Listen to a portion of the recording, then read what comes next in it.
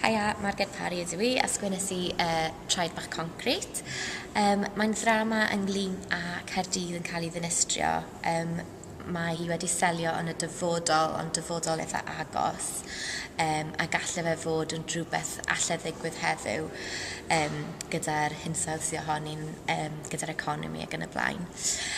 Felly beth sy'n digwydd yw mae yna ddau berson wedi cael ei dewis a maen nhw yn mynd i cael ei achub a mae Dinas Caerdydd yn mynd i fod yn rhan o'r rhyfel mawr yng Nghymru.